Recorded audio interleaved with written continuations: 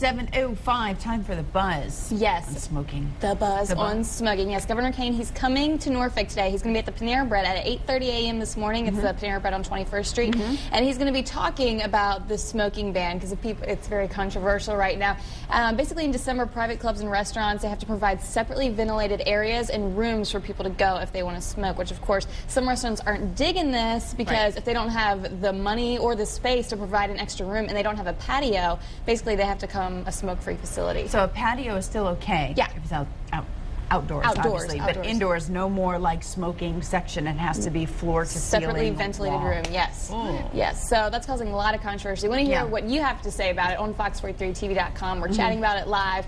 And, you know, send us your feedback because this is definitely both sides of the fence here. Yeah, we want to know if you think that this is a way to make it difficult for restaurants to maintain a smoking section and go smoke-free, you know, if that's really the idea, or if you think, you know, there will be the sound of sheetrock being hung all over Hampton Roads.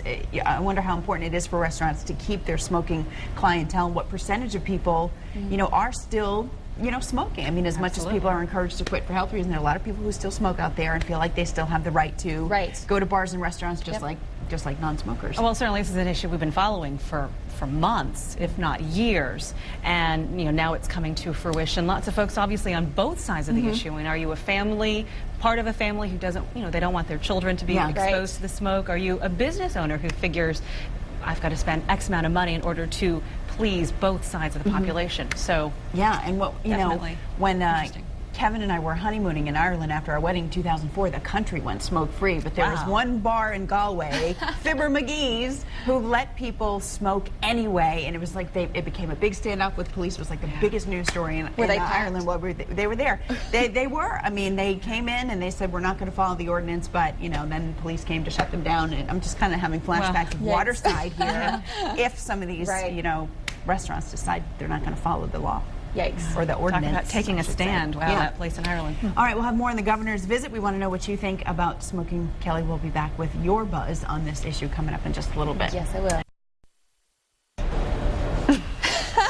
We're back with Kelly Gaeta on the buzz, talking about the smoking ban. That was the topic today, and the governor is coming to Norfolk to make sure people understand what he means, what he wants. Yep, and people are buzzing on fox43tv.com right now. Justin said, recently 2 locally owned restaurants have closed in Ghent. I don't know if this is the right time for people to turn around at the door. Virginia said, I'm glad. I'm tired of not being able to eat my meal because the smoke makes me sick.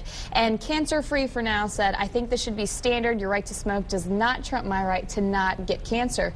Studies have shown that carcinogens still exist in secondhand smoke, and any exposure puts you at risk. If the government didn't take action to ensure the health of the people, not putting themselves at risk, they could be liable. Well, and I mean, this is not just about the patrons. This is about the workers. Right. And if you know, when this takes effect and people have to really wall in their smoking sections, if they choose to still have a smoking section, you know, who is going to wait the tables in that area, and are they going to be okay with, you know, the exposure? Because there's the, you know, it's well documented, the secondhand smoke that you mentioned, but then there's been an even more recent study that says if your clothes smell of smoke, those particles are there, and even those, like they've said, don't hold the baby or anything, even if you haven't smoked recently, but if you can smell it, it means the toxins are there and can come off your clothing even and be harmful. Especially when you go into a heavy smoked restaurant or something like that. I know I can still smell the smoke in my hair days later. It doesn't, like, even if you shower it out, it still's there.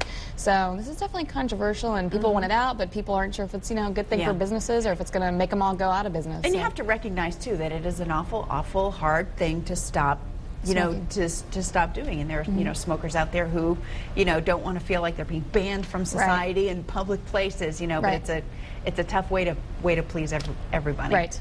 So, all right. We'll still be chatting on fox43tv.com, so go leave more comments if you have any, and I'll be checking those out. All right, Kel, thanks very much. Thanks to everybody who wrote in. We love it when you guys play along with us.